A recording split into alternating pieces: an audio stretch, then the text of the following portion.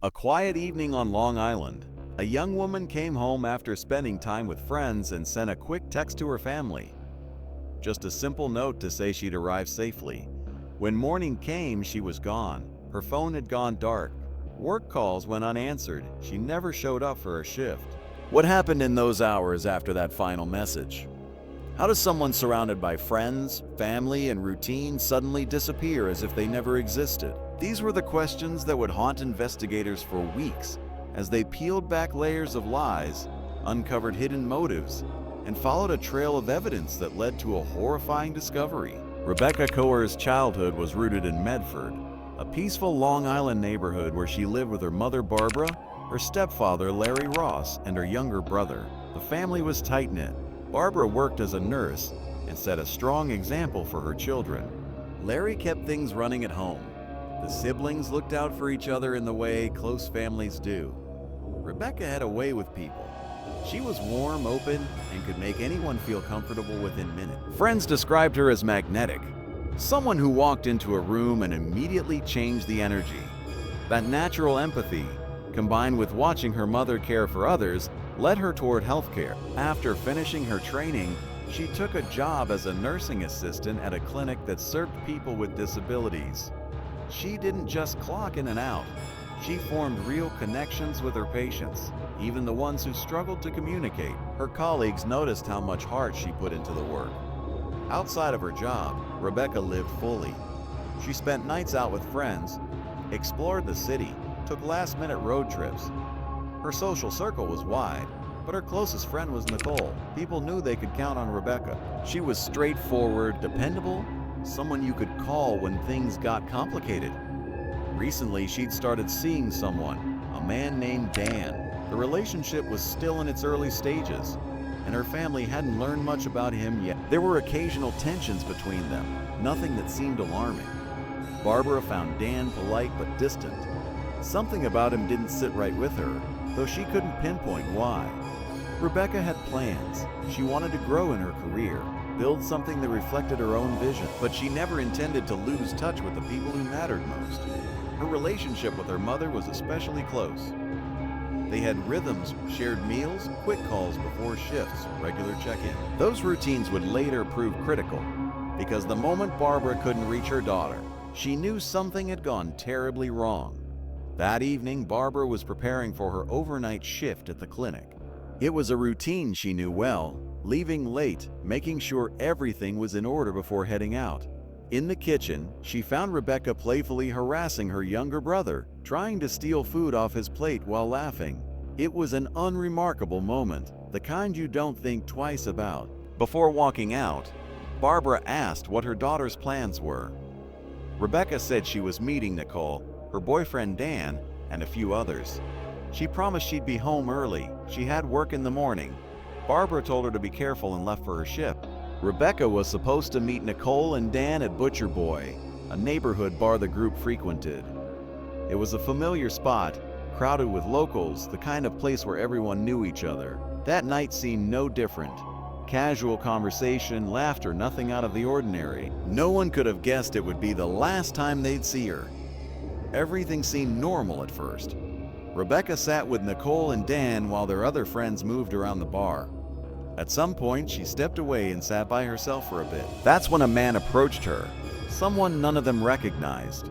He looked older than most people there, dressed more formally, like he'd come from somewhere else. He introduced himself as Jay Brown and struck up a conversation. At some point, he picked up her phone and entered something into it. Later, they'd discover he'd saved his number in her contacts. The interaction was forward, too deliberate. People noticed. A friend named Jennifer, who was there that night, later told police the man made her uncomfortable immediately. He was asking Rebecca strange questions and seemed unnaturally focused on her from the moment he sat down. Jennifer, being cautious, asked Rebecca if she could save his number too. Rebecca agreed. Despite Jennifer's instincts, Rebecca didn't seem overly concerned. She returned to her friends, and the night continued. It seemed like nothing, a random conversation at a bar. But that brief exchange would trigger a series of events that ended in unimaginable tragedy. At 3:30 in the morning, Rebecca sent her mom a text. "I'm home. It was routine, a quick message so Barbara wouldn't worry. After that, her phone went silent. The first sign something was wrong came when Rebecca didn't show up for work. Her coworkers tried calling. When they couldn't reach her, they contacted her family. Larry called Barbara to tell her Rebecca hadn't arrived at the clinic. Soon, everyone was calling relatives, friends, but no one could get through. The family started reaching out to the people she'd been with the night before. Nicole said she'd left the bar earlier and hadn't heard from Rebecca after that. Everything had seemed fine when she left. Dan said he dropped Rebecca off around 3:30 a.m., walked her to the door and left. According to him, she went inside and that was it. By midday, it was obvious they weren't going to find her on their own. Barbara and Larry went to the police and gave them everything. Her description, what she was wearing, her schedule, her friends, anything that might help. At first, investigators considered the usual explanations. Maybe she went somewhere unexpected, stayed with a friend, lost her phone. But none of it made sense. No one had heard from her. Her phone stayed off. The situation escalated quickly. The most critical lead came from Dan, the last person known to have seen her. His account of walking her to the door became the starting point. Rebecca's family pushed for immediate action. They knew she would never disappear without telling someone. Her reliability, never missing work, always staying in touch, made her silence terrifying. The obvious next step was interviewing Dan and examining his timeline closely. He was brought in and asked to go through everything. Dan stayed calm and walked them through the night, leaving the bar, driving to her house where he parked when they said goodbye. He insisted he hadn't heard her and hadn't seen her since. He turned over his phone and allowed searches of his apartment and car. The search happened that day. His apartment looked normal. Nothing disturbed, no signs of struggle, nothing connecting him to Rebecca's disappearance. His car held only everyday items. Neighbors said they hadn't noticed anything unusual. No sounds of fighting, nothing suspicious, just Dan coming home late, which matched his story. Dan was interviewed again. Investigators pressed on the details, exact times where the car was parked, who got out first, whether they'd made plans for the next day, any contact after he left. His answers stayed consistent. He said he cared about Rebecca and had no reason to harm her. He agreed to a polygraph. On baseline questions, he was fine. But on the critical ones, were you involved in Rebecca's disappearance? Did you see her after you dropped her off? Do you know where she is? The results showed deception. The findings were recorded with a standard disclaimer. Polygraphs measure credibility, not guilt. Still, investigators noted there was no physical evidence tying Dan to the crime. No biological traces, no conflicting witness statements. At the same time, they reviewed the timeline. Witnesses at the bar confirmed when people left, who was with whom, and that there had been no conflict. Their accounts lined up. A search of the area around Rebecca's home turned up little. No cameras, nothing in the yard, tire tracks that led nowhere. At this stage, investigators concluded that Dan as a suspect had hit a dead end. There were no legal grounds to hold him. He remained a person of interest and was told to stay available. The case was classified as stalled, a primary theory with no supporting evidence. Investigators shifted focus to other leads, phone records, security footage, anyone else Rebecca might have contacted in her final hours. This is where they expected to find their breakthrough. Late one night in Stonington, a driver on a dark, isolated road noticed a small fire burning near the shoulder. The driver pulled over and called 911. By chance, an off-duty firefighter with an extinguisher in his vehicle was passing by. When the two men got closer, they realized it wasn't just brush burning. The firefighter acted quickly, using controlled bursts to put out the flames while trying to preserve whatever might be underneath. Within moments, the horrifying truth became clear: a body had been set on fire. Police arrived fast, cordoned off the road and secured the scene. Floodlights went up, tape went around the perimeter, and investigators documented the footprints of the first responders to eliminate them from the evidence pool. Later analysis found no signs the body had been dragged and no blood spatter outside the immediate burn area. This suggested the act happened somewhere else and the remains were transported here, likely to destroy evidence. Investigators found melted plastic fragments and adhesive residue, probably from duct tape. The condition of the body made identification extremely difficult. It was badly burned. Most of the clothing had disintegrated. The body had been tightly wrapped in sheets and plastic, secured with multiple layers of tape. The worst damage was to the face and extremities. Fingers were missing, both ears and the nose had been removed. A section of skin had been carefully cut from the lower back, suggesting intentional mutilation before the fire. Crime scene technicians followed protocol. Wide shots, close-ups, tire marks, shoe prints, likely vehicle trajectory. Forensic teams collected fragments of melted film, bits of tape with adhesive residue, soil samples from the fire site and surrounding area, and swabs from the remaining wrapping materials. Everything was labeled with timestamps and technician names for chain of custody. Meanwhile, a dispatcher checked for nearby surveillance cameras or private security systems. There were no public cameras on utility poles, and the nearest homes were too far away to capture anything useful. Investigators began mapping potential routes from major highways and identifying spots where a vehicle might have turned around. Analysis of the fire's temperature and burn pattern suggested it hadn't been burning long, likely ignited shortly before the first witness arrived, possibly with an accelerant. A strong chemical smell lingered, though no fuel containers were found. After the initial examination, the remains were transported to the office of the chief medical examiner. The victim's identity was unknown. The case went to Dr. Coer, a veteran forensic pathologist experienced in complex autopsies. He followed strict protocols, documenting the condition meticulously, handling each layer separately, maintaining full contamination control. The unwrapping process began with the outermost layers. Wide shots first, then close-ups of knot placements. The plastic wrap and sheets were removed one by one, each piece sealed in its own evidence envelope. Adhesive strips were lifted with tweezers and placed on slides for fingerprint and fiber analysis. Fire extinguisher residue was gently rinsed from specific areas to separate it from any surface material on the wrappings. Once the materials were removed, basic physical characteristics were documented. Female estimated around 20 years old, average height and build. A precise rectangular patch of skin was missing from her lower back. The edges were clean, suggesting it had been deliberately cut. The location matched common placement for large tattoos. Investigators developed a theory. The perpetrator may have tried to prevent identification by removing a tattoo. Missing persons databases were searched using this profile. Female, early 20s, large lower back tattoo. The search focused on Connecticut, examining state records and recent bulletins. No match. They expanded to neighboring states, including New York, considering the discovery site might not be where the crime occurred, and that the victim could have been transported. Meanwhile, all packaging materials went to the lab.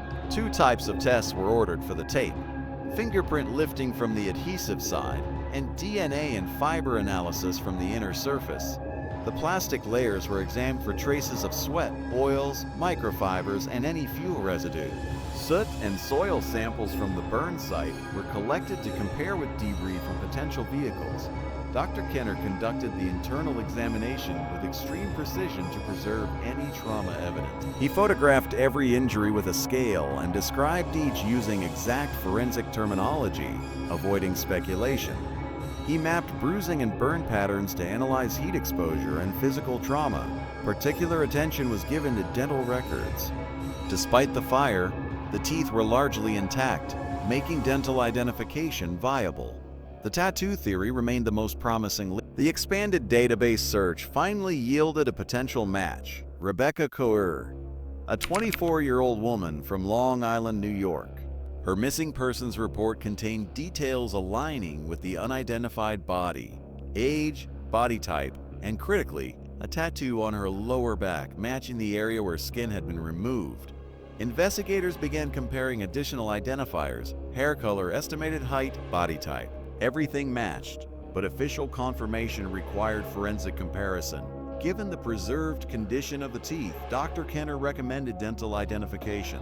Rebecca's family was notified and asked to provide her medical records. Officers from Long Island collected her dental charts and personally transported them to Connecticut to ensure security. The comparison took place the following day. The forensic team received the full set of X-rays and dental records and followed standard identification protocol, matching crowns, tooth shapes, fillings, root structures. The results were definitive. The remains were officially confirmed to be Rebecca Coer. The hardest part came next, telling her family. Detectives drove to Barbara and Larry's home. Barbara, who was at work, got a call from her husband saying police were on their way. When she arrived and saw two plainclothes officers at the front door, she knew. When she asked them directly, they confirmed it. Rebecca was gone.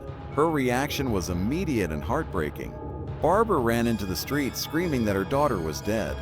Neighbors witnessed the family's devastation. Hope collapsed into unbearable, irreversible loss. Confirming Rebecca Coer's identity launched the next phase. Tracing her connections, identifying her last interactions, uncovering what led to her death. Investigators turned to digital forensics, which revealed that after her final text at 3:30 a.m., Rebecca received two calls from the same number. The area code was 617. The first call came at 4:10 a.m. and lasted about 15 minutes. A brief second call followed at 4:27 a.m. These were the last recorded communications from her phone. The number was linked to a prepaid phone activated just before the incident. No registered owner, minimal usage, confined to a limited geographic area. Investigators recognized it as a burner phone, typically used for untraceable contact.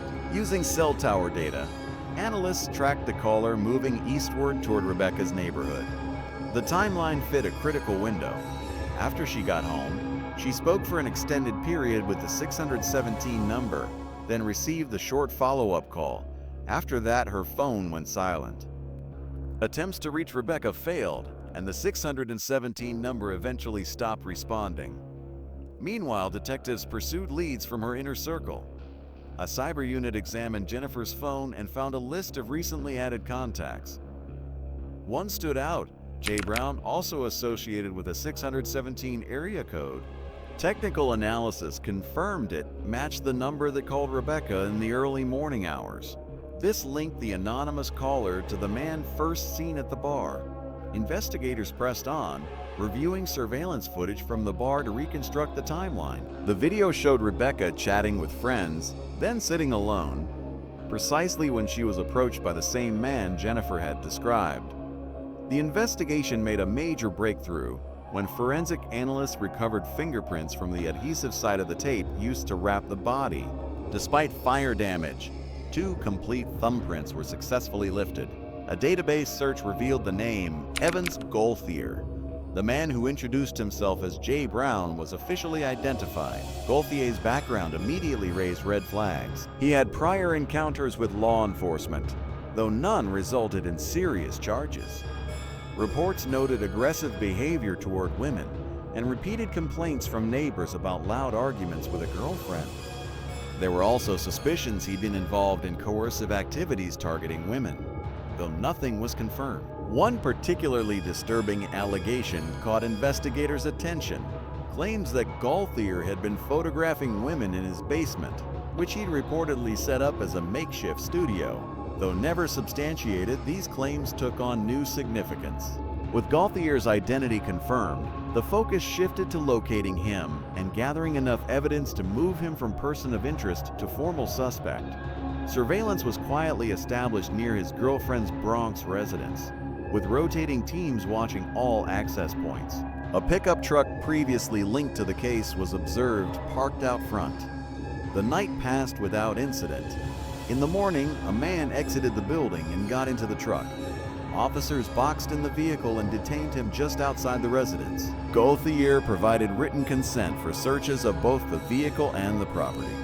Investigators examined the apartment and basement, documenting everything carefully. In a storage room, they discovered a paint roller tray, a bucket of paint, and several containers of strong cleaning agents. The walls and floor had been freshly painted in a color that didn't match the surrounding area. While no direct evidence linked the space to the crime, the materials and signs of recent cleaning were documented and collected. The pickup truck was taken to a forensic lab for detailed examination. Analysts focused on the center console and the area between the driver's seat and floorboard. They found dried reddish stains trailing toward the floor, with trace amounts on the lower part of the front seat and floor mat. All samples were swabbed, packaged with control swabs, and meticulously labeled. Investigators collected additional samples: fibers from the seat fabric, fine particles from crevices in the center console, and a small area where a harsh-smelling cleaning agent had been applied to plastic, likely an attempt to mask or destroy residue. No relevant evidence was found in the trunk, but tire impressions were recorded and floor mats sealed for soil analysis. A preliminary test confirmed the presence of blood near the base of the console. DNA analysis matched it to Rebecca Coer, consistent with her known profile. Importantly, the test excluded the suspect's DNA from key areas, confirming no cross-contamination during evidence collection. After his arrest, Evans agreed to speak with investigators, claiming he was ready to tell the truth. According to him, Rebecca's death was accidental. He said they met at the bar. He called her afterward and invited her over. She supposedly agreed and got into his vehicle willingly. From there, his account shifted into questionable explanations. He claimed that during the drive, Rebecca suddenly had trouble breathing and started foaming at the mouth. He said he helped her out of the car and brought her into the basement to get water. Once inside, he claimed she slipped, fell onto dumbbells, and hit her head on concrete. He said she began bleeding heavily and died shortly after. Evans insisted he panicked and didn't call emergency services because he believed no one would accept it was an accident. So he covered it up, wrapping her body in plastic and fabric, securing everything with tape, leaving her in the basement. Hours later, he moved her remains into his truck and drove to the Port Jefferson Ferry Terminal. After crossing into Connecticut, he continued until he found a secluded road near Stonington. He placed the body roadside, poured gasoline over it, and set it on fire, hoping to eliminate evidence. But his version quickly fell apart. The medical examiner found no fatal head trauma, no skull fractures, no internal hemorrhaging. Instead, they identified stab wounds to the liver and neck, each inflicted while the victim was still alive. These findings directly contradicted his story of an accidental fall. His explanation also failed to address the missing fingers and removed patch of skin from Rebecca's lower back. Why would someone who witnessed an accidental death go to such lengths to erase the victim's identity? The timeline didn't add up either.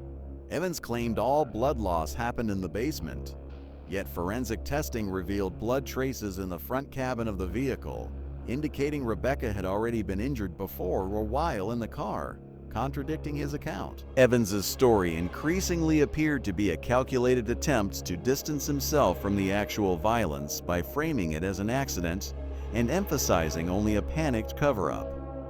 He tried to mask the truth, but the forensic report provided indisputable evidence. Dr. Kinner presented findings based strictly on evidence. Large clots of blood were found saturating surrounding tissues, indicating the heart was still beating at the time of injury. Blood had actively flowed into the wound and pooled internally. The bleeding stemmed from a deep laceration to the liver consistent with a stab wound. The pattern and distribution confirmed it occurred while cardiac activity continued. Such internal blood layering would be impossible if the heart stopped immediately. Additional puncture wounds were discovered in the soft tissue of the neck, along with evidence that air had entered the venous system. Examination of the heart revealed a gas-blood mixture, clear indication of an air embolism. This occurs when air enters a damaged vein and travels to the right side of the heart. It explained the rapid fatality despite preserved breathing and blood pressure, suggesting Rebecca was still alive and breathing when neck injuries were inflicted. The fire was ruled out as cause of death. No soot or combustion residue was found in the lungs, confirming she wasn't breathing during the fire. Toxicology helped clarify the timeline. Though she'd consumed alcohol earlier, no trace remained in her bloodstream. Her body had metabolized it, indicating several hours passed between leaving the bar and time of death, consistent with timing of the late-night calls. The expert conclusion was unequivocal. This was a violent death caused by multiple stab wounds inflicted while the victim was alive. The theory of accidental injury was completely refuted by medical evidence. The district attorney charged Evans Gauthier with second-degree murder, along with additional counts related to concealment and destruction of evidence. The defense argued that while there were poor decisions and panic, there was no proof of intent to kill. They emphasized the absence of direct witnesses, the missing murder weapon, and questioned forensic interpretations, offering alternative explanations for the trauma. The prosecution relied heavily on physical evidence. What ultimately swayed the jury was blood spatter analysis from inside the pickup truck. The forensic specialist presented diagrams and photographs showing blood placement in the front cabin, evidence contradicting claims the body had only been transported in the back or that stains were superficial. Barbara attended every day of the trial. She listened quietly, showing no outward emotion, speaking only when the court requested information about her daughter's habits or background for context. Even as graphic photos from the vehicle and forensic reports were presented, she remained in the courtroom. She never left or interrupted. Her steady presence left a strong impression on everyone there. The family was determined to see justice despite the pain. After all witness testimony concluded, the judge instructed the jury on assessing evidence and applying the legal standard of reasonable doubt. Closing arguments followed. The defense emphasized panic and absence of intent. The prosecution highlighted deliberate actions both before and after the killing, arguing they demonstrated clear intent. The jury deliberated and returned a swift, unanimous verdict: guilty of second-degree murder. They concluded Rebecca's death resulted from intentional violence and that the defendant's claim of panic was inconsistent with physical evidence.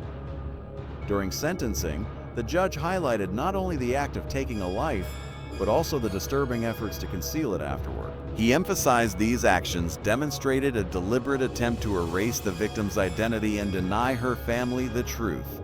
Inhumane acts reflecting extreme cruelty. The sentence imposed was at the upper end of the legal range, 25 years to life in prison, chosen to reflect both severity of the crime and the defendant's continued denial of responsibility. Even with overwhelming evidence, Barbara delivered a final statement thanking everyone who worked on the case and brought it to trial. The verdict offered a measure of solace, knowing the man responsible would never walk free or harm anyone else. Yet she acknowledged no sentence could restore her daughter's life or truly mend the deep wound left behind. Barbara made it clear she could not and would not forgive the person who inflicted such enduring pain on her family. While the trial concluded with a legal resolution, for Rebecca's loved ones it marked only the beginning of a lifelong journey through grief,